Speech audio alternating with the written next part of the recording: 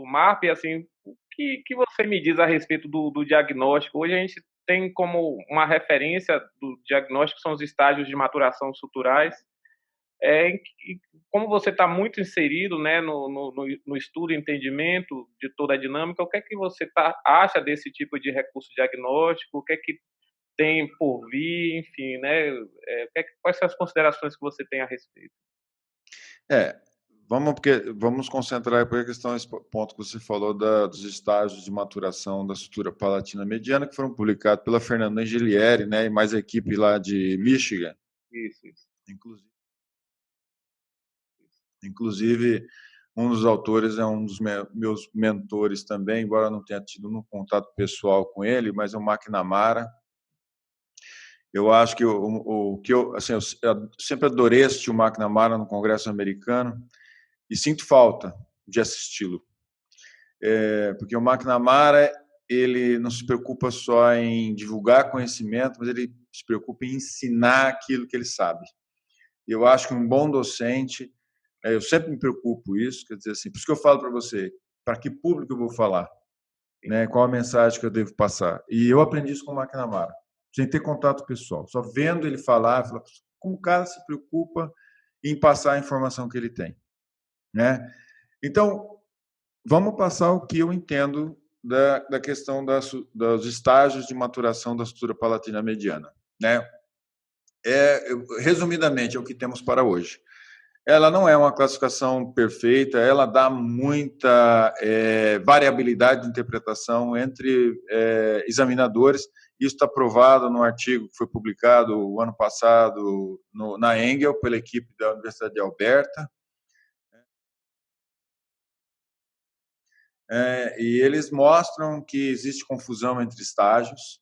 Então, assim, um conceito e um conselho que eu dou e que não é meu, mas é um consenso de pessoas que gostam de trabalhar com o MAR, porque eu já tive a oportunidade de conversar, o Sérgio Cury e o Túlio Andrade.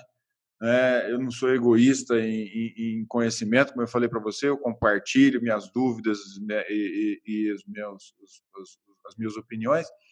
E a gente hoje utiliza essa classificação, mas sempre chamando a atenção de olhar a idade do paciente, nunca cegamente. Eu já vi, por exemplo, já recebi planejamentos de MARP, e o planejamento a pessoa falava estágio E, e a criança tinha 12 anos de idade. Então, não dá. Se você está lembrando, estágio E é o estágio que é a ossificação completa. Então, veja, sempre tenha. Eu me lembro sempre aquela questão assim: análise facial é importantíssima, mas só ela não faz um planejamento ortodôntico. Então, assim, uma imagem de uma proposta tão recente, ela não pode ser definitiva para você. Então, eu gosto de utilizar esse estágio, eu acho que eles são importantes, eles batem muito com o que a gente acaba observando em termos de respostas clínicas, mas a gente não pode esquecer da idade do paciente e também que esse paciente ele tem outras suturas circunmaxilares que podem dificultar essa expansão. E hoje o que a gente propõe na dúvida, o que você pode fazer? Aliás, são as perfurações da sutura palatina mediana, né? Seria as corticoperfurações, o nome técnico é esse. E aí vem a minha troca de ideias com outra pessoa também, que eu gosto muito de conversar sobre o MARP, que é o Francisco Nogueira, né, de Divinópolis, em Minas Gerais. E, inclusive, eu e ele vamos publicar um capítulo do CIOSP, no Congresso CIOSP 2019, que vai ser lançado agora, o livro, e nós temos um capítulo, junto com outros autores, e que nós descrevemos a forma como a gente faz a corticoperfuração, em 3 fileiras, fragilizando a sutura palatina mediana para obter uma melhor resposta. Então, a avaliação dos estágios é importante para determinar a sua ação clínica e também, né, é um guia para que você possa saber em que estágio de maturação sutural o paciente vai estar, obviamente, mas atrelado à idade. Então, assim, eu sempre dou o conselho: veja os estágios de maturação da sutura palatina mediana. Mas se quer começar a trabalhar com MARP, você vai trabalhar igual eu vi o pessoal da Coreia trabalhar, na amostra que eles fizeram inicial, pacientes entre 18 e 30 anos. Raramente você vai ter insucesso nessa faixa etária. Agora, o que acontece algumas vezes é que o profissional quer começar a trabalhar com MARP e ele começa com um paciente com 40 anos, né? A chance de... É complicado. Mini implante. Falo para meus alunos que eu dou o curso de mini implante. Quer começar a trabalhar com mini implante? Você vai instalar mini implante interradicular entre 5 e 6 superior. Por quê? É o espaço interradicular mais apropriado para a inserção de mini implantes na cavidade bucal. Sua taxa de sucesso é alta. Agora, você vai começar entre incisivos inferiores? É difícil. A possibilidade de você ter problema é grande. Né? Então, assim, mais uma vez, é o que você comentou agora há pouco, o bom senso. Né? Então, todos os recursos de diagnóstico que nós temos, cefalometria, análise de modelo, tomografia, elas são guias para que a gente possa juntar com a nossa avaliação clínica, ter o bom senso para fazer a opção de tratamento. E assim é com os estágios de maturação da sutura palatina mediana, baseado na classificação da Angelieri. Nossa conversa, você citou aí dos recursos, né, tanto para o MARP, mais anteriormente você falou dos recursos digitais.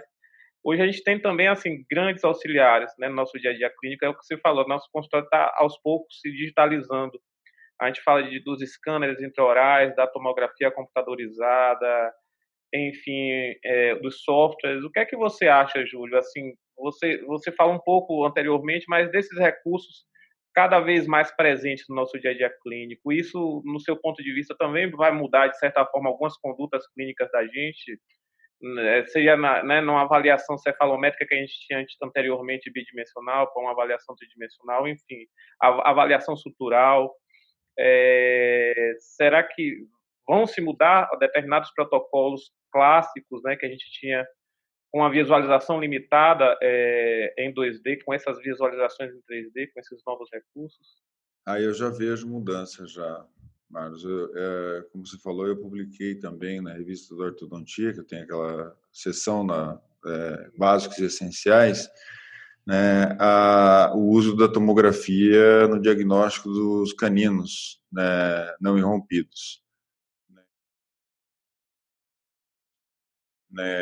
Não pode ser uso em rotina, porque você vai irradiar crianças desnecessariamente, mas tem algumas suspeitas. Aqui no consultório mesmo, eu tive uma paciente que eu não pedi para ela Telepan. Foi direto fazer uma tomografia. Por quê? Porque eu via claramente que o canino, o abaulamento no palato, na altura dos incisivos, eu precisaria ter um pouquinho aliás, uma noção melhor da proximidade que a coroa do canino estava da raiz do incisivo lateral. Essa imagem, inclusive, eu usei no meu livro, né, porque ela está bem, e usei no artigo publicado na revista da ortodontia também. É muito clara a imagem de que o canino reabsorveu uma ponta do ápice do lateral. E aquilo, se você não usa isso como um arquivo para você, futuramente o paciente pode julgar que o seu tratamento que ocasionou aquela reabsorção radicular. Pacientes com pequenas assimetrias faciais, que são jovens, né? Você fazer uma avaliação tridimensional, você pode identificar alterações esqueléticas no paciente, que futuramente, com o crescimento, vão exacerbar as alterações de simetria da face. Alterações condilares, né, de reabsorção condilar, idiopática, né, também são situações que a gente tem informações clínicas, mas não claramente radiográficas, nem sempre aparece. E aí a tomografia entra novamente. Então, eu acho que devagar nós estamos realmente utilizando desses recursos, principalmente a tomo. Eu ainda não sou aí um profundo conhecedor da ortodontia digital quanto planejamento. Então, acho que para a realidade brasileira, o custo do software ainda é muito caro, o uso é muito caro, e eu tenho já um longo histórico de ortodontia física, né? Mas assim, em 2020 vou entrar nessa. comprar o software ou fazer com a companhia e renovar meu computador, que tem que ser computador com capacidade boa para trabalhar, né? Que não é o que eu tenho utilizado de rotina no consultório, mas meu investimento número 1 para 2020 vai ser nessa área do planejamento digital. Gostaria de acrescentar um ponto importante com relação ao MARP, que eu, na hora de conversar, eu pensei em comentar e acabei esquecendo. Não é só os estágios de sutura, estágios de maturação da sutura palatina mediana que são os indícios de sucesso do MARP. Recentemente, teve uma publicação, ano passado, de um artigo do Huang, no Korean Journal Orthodontics, que me chamou a atenção de um fato que eu já vinha observando ao longo do tempo, que é olhar a altura do palato e também a extensão do palato. Então, palatos muito altos e maxilas com profundidade muito grande, né, uma distância muito grande entre espinha nasal anterior e espinha nasal posterior, também tem correlação com insucesso. Então, às vezes, 4 mini implantes é pouco para uma maxila muito longa. Entendi.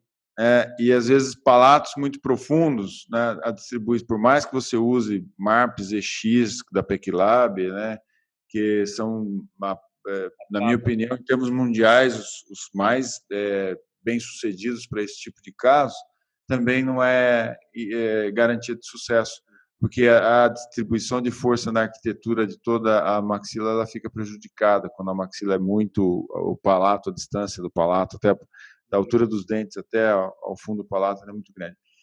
E isso aí o Wang, com muita propriedade, chamou a atenção dessa situação clínica que a gente já vinha observando. Então, o estágio de maturação da sutura palatina mediana por si só, hoje já não é algo que a gente leva em consideração de uma maneira exclusiva. O nosso recorde de expansão em idade foi uma senhora de 63 anos. Eu procurei, eu achei que o MUM, que é o que mais propaga a expansão em adultos, tivesse pacientes dessa idade. E talvez eu esteja enganado, mas o paciente mais velho que ele mostrou tinha 54 anos. Então, eu não vi ninguém com recorde como o nosso ainda, de 63 anos. Mas lembrando, palato baixo, estágio E, e uma maxila curtinha, uma senhora com um rosto, uma senhora de baixa estatura, brevilínea. Então, eu acho que isso foram componentes que ajudaram para esse sucesso. Foi uma vitória, né? Desculpa me estender aí, mas eu acho importante colocar essas novas aquisições em termos de conhecimento do MARP que eu tive recentemente nesses últimos meses. É o processo da construção do conhecimento da gente, isso é importantíssimo. Obrigado.